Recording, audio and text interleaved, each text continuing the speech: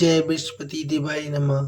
भक्तजनों, आज हम आपको इस वीडियो में सुनाने वाले हैं बृहस्पति देव की अनुपम कथा, जिसके स्मरण मात्र से समस्त पापों का नाश होता है और घर में सुख शांति का आगमन होता है। तो ऐसी दिव्य एवं हमेशा सुनी जाने वाली इस अनुपम कथा का आइए संपूर्णता अनुसरण करते हैं। प्रेम से बोलिए जय विष्णु देवाय नमः, जय बृहस्पति देवाय नमः। भक्तों, आपसे अनुरोध है, वीडियो को संपूर्ण ही देखिएगा, साथ ही लाइक शेयर अवश्य कीजिएगा। आपका बहुत धन्यवाद होगा। आइए भक्तों, शुरू करते हैं बृहस्पति देव महाराज की आज की अनुपम कथा। भारतवर्ष में एक प्रतापी और दानी राजा राज्य करता था। वह नित्य गरीबों और ब्राह्मणों की सहायता करता था। ये बात उसकी रानी को अच्छी नहीं लगती थी। वह न ही गरीबों को दान देना चाहती थी और न ही भगवान का पूजन करना चाहती थी, और राजा को दान देने से मना भी किया करती थी। एक दिन राजा शिकार खेलने वन को चले गए तो रानी महल में अकेली रह गई। उसी समय बृहस्पति देव महाराज साधु वेश में राजा के महल में भिक्षा के लिए आए और भिक्षा मांगने लगे। रानी ने भिक्षा देने से इनकार कर दिया और कहा, हे साधु महाराज, मैं इस दान पुण्य से बहुत तंग आ गई हूँ। मेरा पति सारा धन यूं ही लुटाते फिरता है।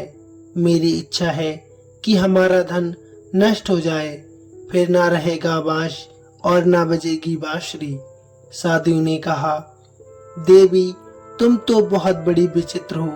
धन संतान की कामना कौन नहीं चाहता। पुत्र और लक्ष्मी तो पापी के घर भी होने चाहिए।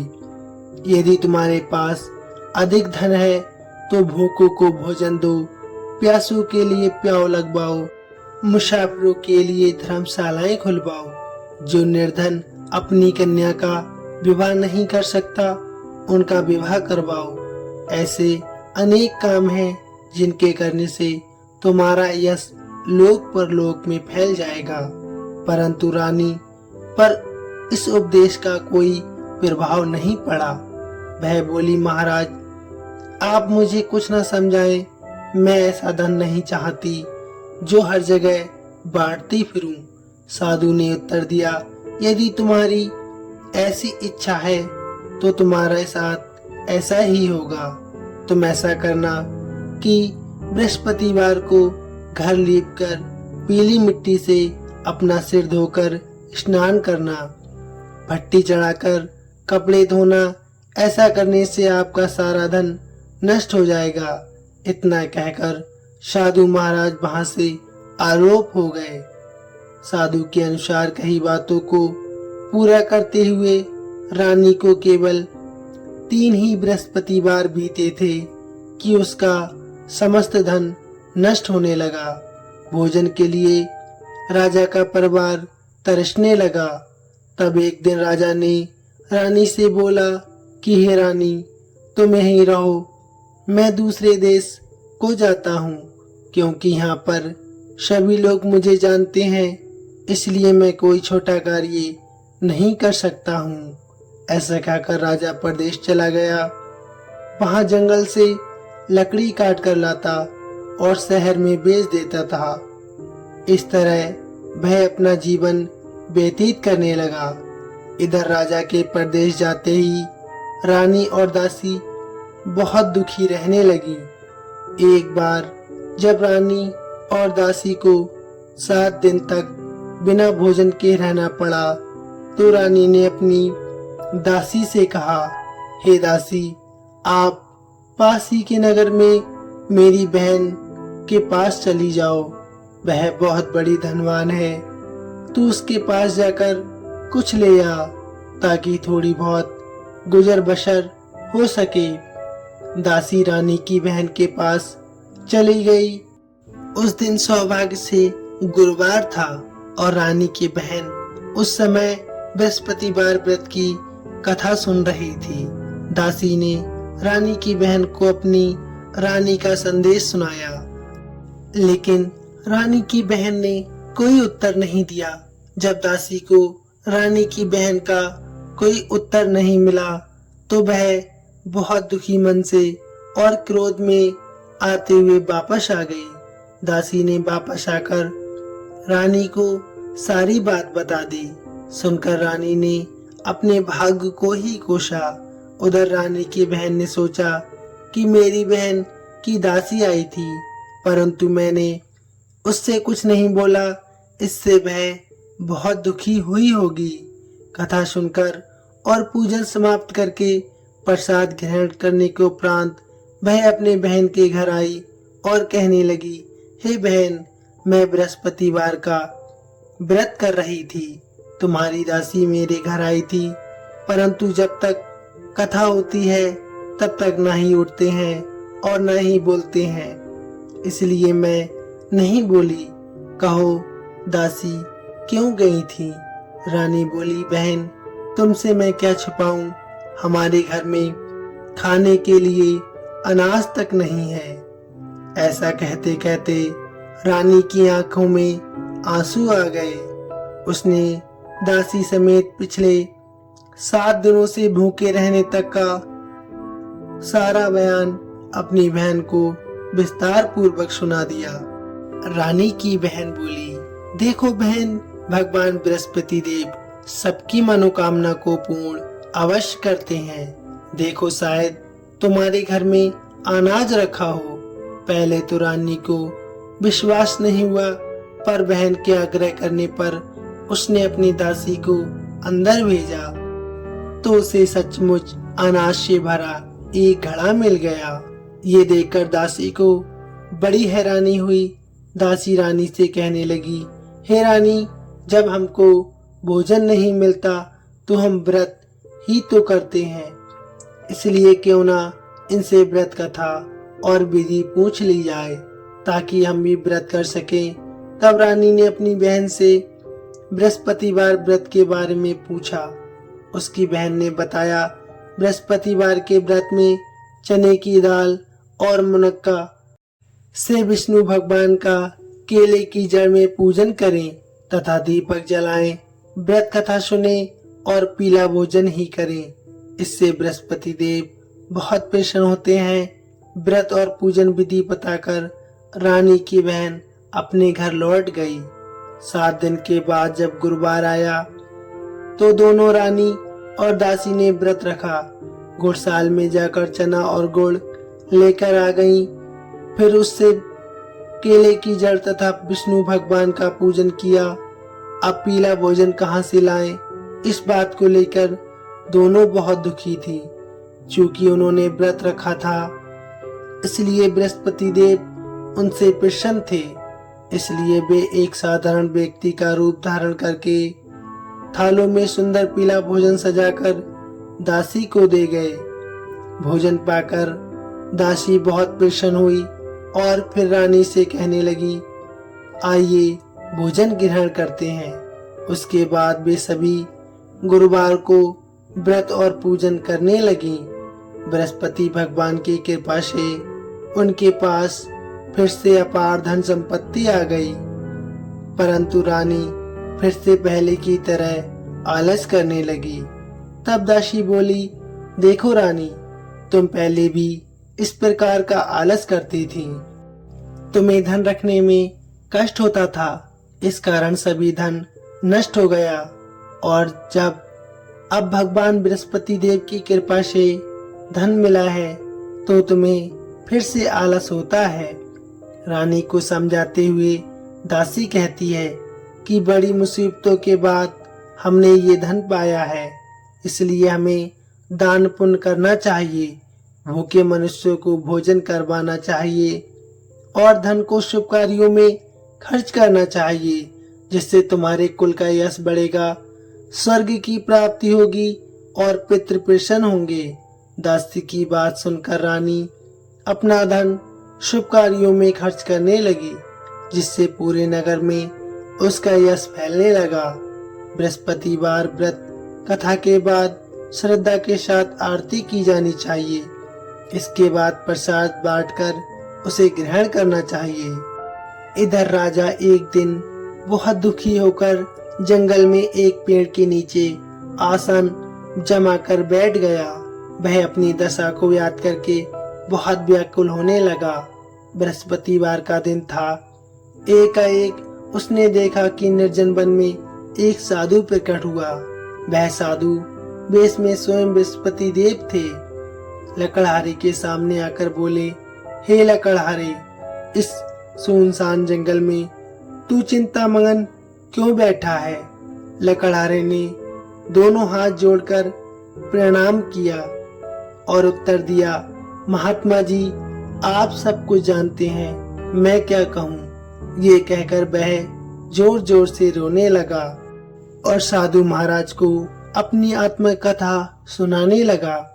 महात्मा जी ने कहा, तुम्हारी स्त्री ने बृहस्पति भगवान का अपमान किया था, जिसके कारण रुष्ट होकर उन्होंने तुम्हारी ये दशा कर दी थी। अब तुम चिंता मत करो, मेरे कहने पर चलो, मैं तुम्हारे सारे कष्ट दूर कर दूंगा और भगवान पहले से भी अधिक संपत्ति देंगे। तुम बृहस्पति के दिन कथा किया करो, 2 पैसे के चने मुनक्का लाकर उसका प्रसाद बनाया करो और शुद्ध जल से लोटे में शक्कर मिलाकर अमृत तैयार किया करो। कथा के पश्चात अपने सारे परिवार और सुनने वाले प्रेमियों में अमृत व प्रसाद बांटकर आप भी ग्रहण किया करो। ऐसा करने से भगवान तुम्हारी सब मनोकामनाएं अवश्य पूर्ण करेंगे। साधु के ऐसे वचन सुनकर लकड़हारा बोला, हे प्रभु, मुझे लकड़ी बेचकर इतना पैसा नहीं मिलता जिससे मैं भोजन के उपरांत कुछ बचा सकूं। मैंने रात्रि में अपनी स्त्री को व्याकुल देखा है। मेरे पास कुछ भी नहीं है जिससे मैं उसकी खबर मंगा सकूं। साधु ने कहा, हे लकड़हारे, तुम किसी बात की चिंता मत करो। बृहस्पति के दिन तुम रोजाना की तरह लकड़ियां लेकर शहर को जाना। तुमको रोज से दुगना धन प्राप्त होगा, जिससे तुम भली भांति भोजन कर लोगे तथा बृहस्पति देव की पूजा का सामान भी ले लोगे। इतना कहकर साधु अंतर ध्यान हो गए।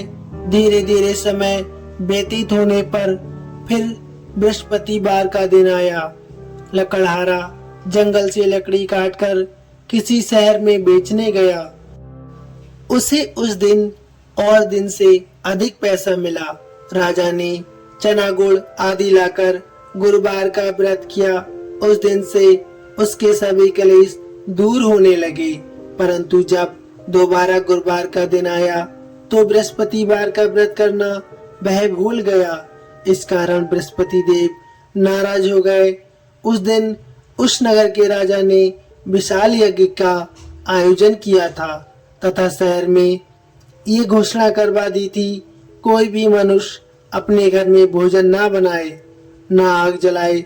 समस्त जनता मेरे यहाँ पर भोजन करने आए। इस आज्ञा को जो न मानेगा उसे फांसी की सजा दी जाएगी। इस तरह घोषणा संपूर्ण नगर में करवा दी गई। राजा की आज्ञा अनुसार शहर के सभी लोग भोजन करने गए, लेकिन लकड़हारा कुछ देर से पहुंचा। इसलिए राजा उसको अपने साथ अपने घर ले गए और ले जाकर भोजन करा रहे थे तो रानी की दृष्टि उस खूंटी पर पड़ती है जिस पर उसका हार लटका हुआ था। वह वहां पर दिखाई नहीं दिया। रानी ने निश्चय किया कि मेरा हार इस मनुष्य ने चुरा लिया है। उसी समय सिपाहियों को बुलाकर उसको कारागार में डलवा दिया गया। जब लकड़हारा कारागार में पड़ गया और बहुत दुखी होकर विचार करने लगा कि ना जाने कौन से पूर्व जन्म के कर्म से मुझे ये दुख प्राप्त हुआ है। उसी साधु को याद करने लगा जो जंगल में मिला था। उसी समय तत्काल बृहस्पति देव साधु के रूप में प्रकट हुए और उसकी दशा को देखकर कहने लगे, अरे मूर्ख, तूने बृहस्पति देव की कथा नहीं करी, इस कारण तुझे दुख प्राप्त हुआ है। अब चिंता मत कर, बृहस्पतिवार के दिन कारागार के दरवाजे पर 4 पैसे पड़े मिलेंगे तुझे। उनसे तू बृहस्पति देव की पूजा करना, तेरे सभी कष्ट दूर हो जाएंगे। बृहस्पतिवार के दिन उसे 4 पैसे पड़े मिले। लकड़हारे ने कथा कही। उसी रात्रि को बृहस्पति देव महाराज ने उस नगर के राजा को स्वप्न में आकर कहा, हे राजा, तुमने जिस आदमी को कारागार में बंद कर दिया है वह निर्दोष है, वह राजा है, उसे छोड़ देना। रानी का हार उसी खूंटी पर लटका मिलेगा। अगर तू ऐसा नहीं करेगा तो मैं तेरे सारे राज को नष्ट कर दूंगा। इस तरह रात्रि के स्वप्न को देखकर राजा प्रातःकाल उठा और खूंटी पर हार देखकर लकड़हारे को बुलाकर क्षमा मांगी तथा लकड़हारे को योग सुंदर वस्त्र आभूषण देकर विदा कर दिया। बृहस्पति देव की आज्ञा अनुसार लकड़हारा अपने घर को चल दिया। राजा जब अपने नगर के निकट पहुंचा तो उसे बड़ा आश्चर्य हुआ। नगर में पहले से अधिक बाग, तालाब, कुएं तथा बहुत सी धर्मशाला, मंदिर आदि बन गई हैं। राजा ने पूछा, ये किसका बाग और धर्मशाला है? तब नगर के सब लोग कहने लगे, ये सब रानी और बांदी के हैं। तो राजा को बहुत आश्चर्य हुआ और गुस्सा भी आया। जब रानी ने ये खबर सुनी कि राजा आ रहे हैं तो उन्होंने बांदी से कहा, हे दासी, देख राजा हमको कितनी बुरी हालत में छोड़ गए थे। हमारी ऐसी हालत देखकर वह लौट ना जाए, इसलिए तू जा, दरवाजे पर खड़ी हो जा। आज्ञा अनुसार दासी दरवाजे पर खड़ी हो गई। राजा आए, उन्हें अपने साथ लेवाकर ले आई। तब राजा ने क्रोध करके अपनी रानी से पूछा कि ये धन तुम्हें कैसे प्राप्त हुआ? तब उन्होंने कहा, हमें ये धन सब बृहस्पति भगवान की कृपा से प्राप्त हुआ है। राजा ने निश्चय किया कि 7 रोज बाद तो बृहस्पति देव का पूजन करते हैं, परंतु प्रतिदिन 3 बार कहानी तथा रोज व्रत किया करूंगा। अब हर समय राजा के दुपट्टे में चने की दाल बंधी रहती तथा दिन में 3 बार कहानी कहता। एक रोज राजा ने विचार किया कि चलो अपनी बहन के यहाँ हो आमे। इस तरह निश्चय किया। राजा घोड़े पर सवार होकर अपनी बहन के यहाँ चलने लगा। मार्ग में उसने देखा कि कुछ आदमी एक मुर्दे को लेकर जा रहे हैं।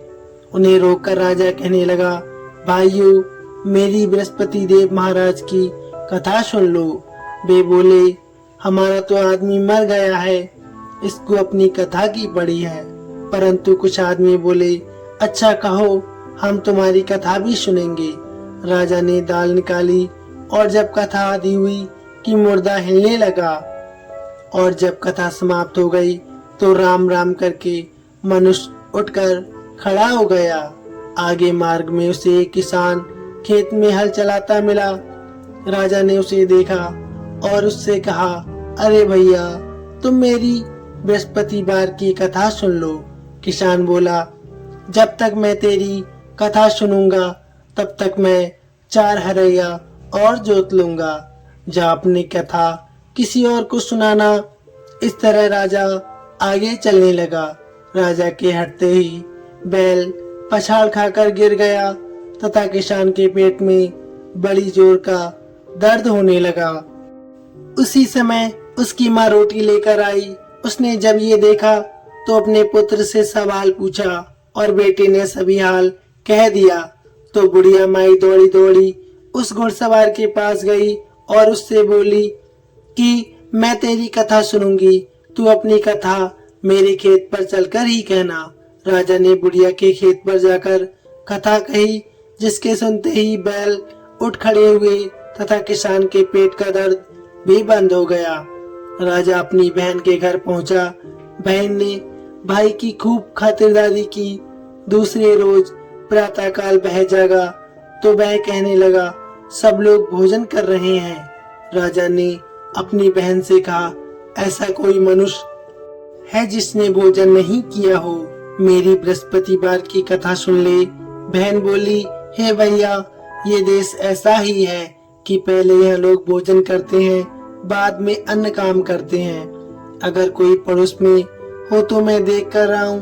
वह ऐसा कहकर देखने चली गई, परंतु उसे कोई ऐसा व्यक्ति नहीं मिला जिसने भोजन न किया हो। अतः वह एक कुमार के घर गई जिसका लड़का बीमार था। उसे मालूम हुआ कि उसने 3 रोज से कुछ भी भोजन नहीं किया है। रानी ने अपनी भाई की कथा सुनने के लिए कुमार से कहा।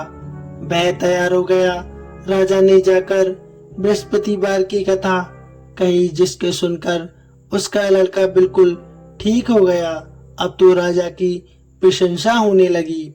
एक रोज राजा ने अपनी बहन से कहा कि बहन, हम अपने घर को जाएंगे, तुम भी तैयार हो जाओ। राजा की बहन ने अपनी सास से कहा।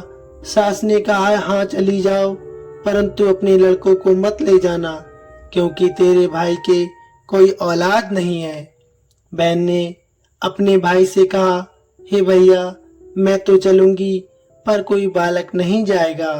राजा बोला, जब कोई बालक नहीं चलेगा तब तुम भी क्या करोगी? बड़े दुखी मन से राजा अपने नगर लौट आया। राजा ने अपनी रानी से कहा, हम निर्वंशी हैं, हमारा मुंह देखने का धर्म नहीं है और कुछ भोजन आदि नहीं किया। रानी बोली, हे प्रभु, बृहस्पति देव महाराज ने हमें सब कुछ दिया है, वह हमें औलाद अवश्य देंगे। उसी रात को बृहस्पति देव ने राजा से स्वप्न में कहा, हे राजा, उठ, सभी सोच त्याग दे, तेरी रानी गर्भ से है। ये बात सुनकर राजा को बहुत खुशी हुई। 9वें महीने में उसको गर्भ से एक सुंदर पुत्र पैदा हुआ। तब राजा बोला, हे रानी, स्त्री बिना भोजन के रह सकती है, परंतु बिना कहे नहीं रह सकती। जब मेरी बहन आए तो मुझसे कुछ मत कहना। रानी ने सुनकर हाँ कर दिया। जब राजा की बहन ने यह शुभ समाचार सुना तो वह बहुत खुशी हुई और बधाई देने चली आई। भाई के यहाँ आई, तभी रानी ने कहा, घोड़ा चढ़कर नहीं आई, गधा चढ़ी आई। राजा की बहन बोली, भाभी, मैं इस प्रकार न कहती तो तुम्हें औलाद कैसे मिलती? बृहस्पति देव ऐसे ही हैं, जैसी जिसके मन में कामना होती है सभी को पूर्ण करते हैं। जो सद्भावना पूर्वक बृहस्पतिवार का व्रत करता है एवं कथा सुनता है, पढ़ता है, दूसरों को सुनाता है, बृहस्पति देव उसकी सभी मनोकामनाएं पूर्ण करते हैं। भगवान बृहस्पति देव उसकी सदैव रक्षा करते हैं। संसार में जो मनुष्य सद्भावना से भगवान जी का पूजन व्रत सच्चे हृदय से करता है तो उनकी सभी मनोकामनाएं अवश्य पूर्ण होती हैं। जैसी सच्ची भावना से रानी और राजा ने उनकी कथा का गुणगान किया तो उनकी सभी इच्छाएं भगवान जी ने पूर्ण की थी। इसलिए पूर्ण कथा सुनने के बाद प्रसाद लेकर जाना चाहिए। हृदय से उनका मनन करते हुए जयकारा बोलना चाहिए। बोलिए, बृहस्पति महाराज की जय, भगवान विष्णु की जय,